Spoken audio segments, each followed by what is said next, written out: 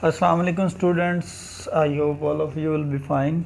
आज हम Anglo Saxon period को या जिसको हम ओल्ड इंग्लिश पीरियड कहते हैं उसको डिस्कस करेंगे। हम डिस्कस कर रहे हैं हिस्ट्री ऑफ इंग्लैंड, जो कि इंग्लिश लिटरेचर में बहुत ज़रूरी है। हिस्ट्री के बारे में जानना इंग्लिश लिटरेचर में बहुत ही इम्पोर्टेंट और बहुत ही फेमस कंसेप्ट में से ये एक कंसेप्ट आता है जो कि हिस्ट्री ऑफ इंग्लैंड है।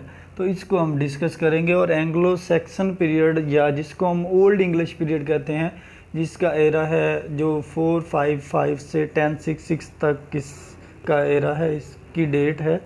तो इसमें हम देखेंगे कि कौन कौन से लोग थे, कौन से किंग्स थे, कैसे आए, उसके बाद किस किंग ने किसको शिकस्त दी, उसके बाद किसने किसकी हुकूमत संभाली, और इसी तरह ये चेंज चलती रही। तो हम इसको डिस्कस करेंगे।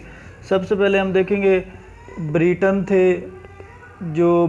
थे जो रोमन एम्पायर का पार्ट थे। रोमन एम्पायर मतलब रोमन की सल्तनत जिसे हम कहते हैं, उसका हिस्सा थे, जो वहाँ रहे तकरीबन थर्ड सेंचुरी तक ब्रिटेन रहे रोमन एम्पायर में। रोमन एम्पायर मतलब रोमन की सल्तनत में।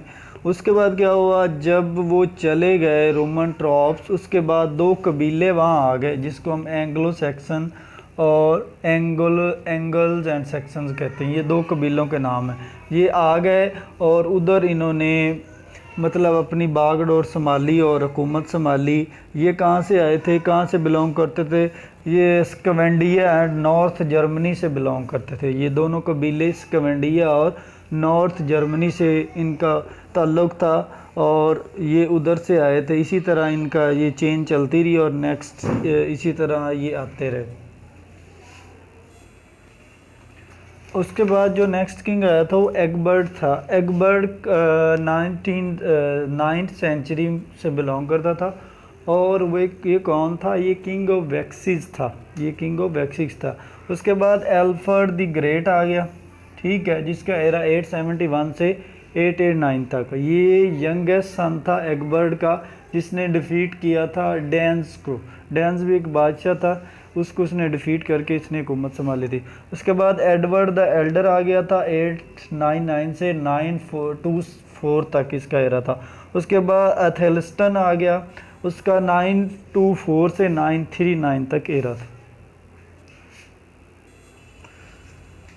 इसके बाद कौन आया? एडगर आ गया। एडगर ने हुकूमत संभाली। एडगर की डेथ के बाद डेन्स आ गया। डेन्स कनक्योर द होल इंग्लैंड, इसने इंग्लैंड को कनक्योर किया, जो कि 1013 में था।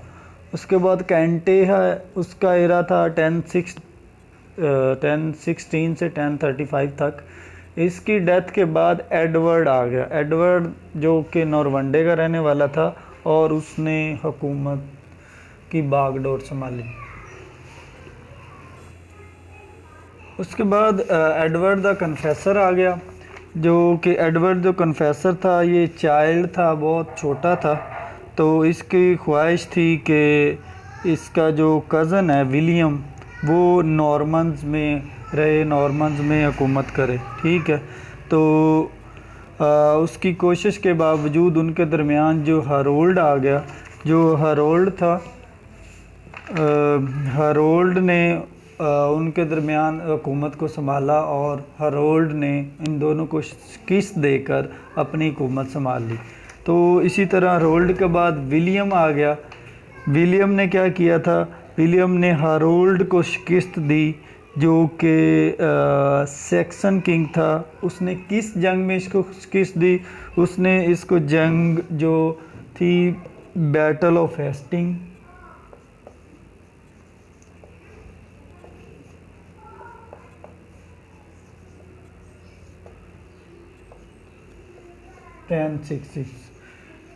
विलियम ने हरोल्ड को बैटल ऑफ हेस्टिंग में 1066 में शिकस्त दी और उसके बाद इसने अपनी हुकूमत को कंट्रोल में किया, अपना दौर और उसकी सारी चीज़ें अपने अंडर करने की कोशिश की।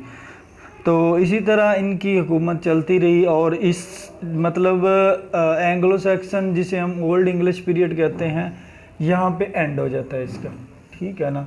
1066 तक विलियम आ जाता है, विलियम। तो इसके बाद एंग्लो नॉर्मन जिसे हम मिडल इंग्लिश पीरियड कहते हैं, उसका इसके बाद पीरियड शुरू होता है और उसकी एक्टिविटीज़ नेक्स्ट शुरू होती हैं। अब मैं एंड पे इसका ब्रीफ कंक्लूजन दूंगा कि ब्रीफली बताऊंगा कि कौन कौन से किंग्स हैं। उसके बाद मैं एंड पे ब्रीफली बताने की कोशिश करूंगा कि इस दौर में कितने किंग आए थे और किस किंग ने किस कुछ किस दी थी, तो इसलिए आपको आसानी हो जाएगी याद करने में। जैसे रोमन एम्पायर थे, ठीक है, उसके बाद एंजल्स एंड सैक्सन 2 कबीले थे वो आ गए थे। उसके बाद एगबर्ट आ गया था, उसके बाद एल्फ्रेड द ग्रेट, ठीक है, उसके बाद एडवर्ड द एल्डर, उसके बाद एथेल्स्टन आ गया, उसके बाद एडगर आ गया, उसके बाद कॉन्टे आ गया, उसके बाद एडवर्ड द कन्फेसर आ गया, उसके बाद हरोल्ड आ गया, उसके बाद विलियम। एंड पे जो आया था वो विलियम आया था, मतलब विलियम ने आके हरोल्ड को शिकस्त दी थी हेस्टिंग की बैटल में 1066 में, और उसके बाद उसको शिकस्त देने के बाद इसने ब्रिटिश में, रोमन एम्पायर में अपनी हुकूमत संभाली और इसी तरह उसका कंट्रोल इसमें हो गया।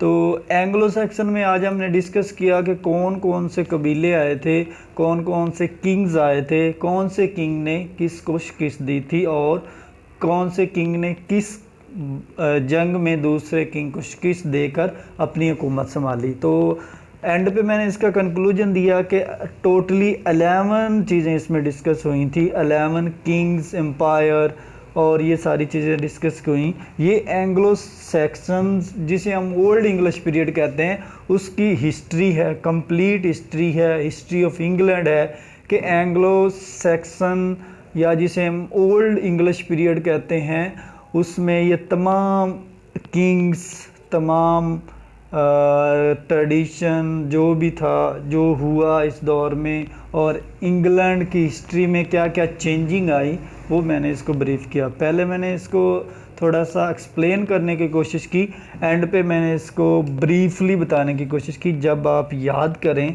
जब आपके माइंड में आए ये चीज़ें, तो आपके जहन में हो कि ये वाले जो कबीले थे या ये वाले जो किंग थे ये किस एरा में आते हैं, कौन से एरा में आते हैं इंग्लिश हिस्ट्री में, हिस्ट्री ऑफ इंग्लैंड में, हिस्ट्री ऑफ इंग्लिश लिटरेचर में, तो ये आपको याद करने में आसानी हो जाएगा। तो उम्मीद करता हूँ आपको ये वीडियो अच्छी लगी होगी और इस तरह मैंने आपको अपनी तरफ से जितना मेरे नॉलेज में था, जितने मेरे आइडियाज़ थे, मैंने उसको एक्सप्लेन करने की कोशिश की, आपको बताने की कोशिश की। जो मैंने रिसर्च की मुख्तलिफ बुक से, नेट से, और उसका कंप्लीट एनालिसिस आपके सामने पेश किया। उम्मीद करता हूँ आप इसको सुनेंगे, देखेंगे और आपके लिए बहुत ही इंफॉर्मेटिव और यूज़फुल है, ख़ास तौर पे पीपीएससी एग्ज़ाम के लिए, या अगर आप हिस्ट्री ऑफ इंग्लैंड को जानना चाहते हैं उसके लिए ये सारी चीज़ें बहुत ज़रूरी हैं। तो उम्मीद करता हूँ आप इस वीडियो को ज़रूर देखेंगे, लाइक करेंगे और अपने फ्रेंड्स को शेयर करेंगे, ताकि जो भी इंग्लिश के स्टूडेंट्स हैं, जो भी पीपीएससी एग्ज़ाम में अपेयर होना चाहते हैं, ये सारी चीज़ें उनके लिए बहुत ही फ़ायदा मंद हैं और फ्यूचर में ये काम आएंगी। ये इंटरव्यूज़ में भी क्वेश्चन पूछे जा सकते हैं और पीपीएससी एग्ज़ाम में भी इनके बारे में आइडिया लिया जा सकता है।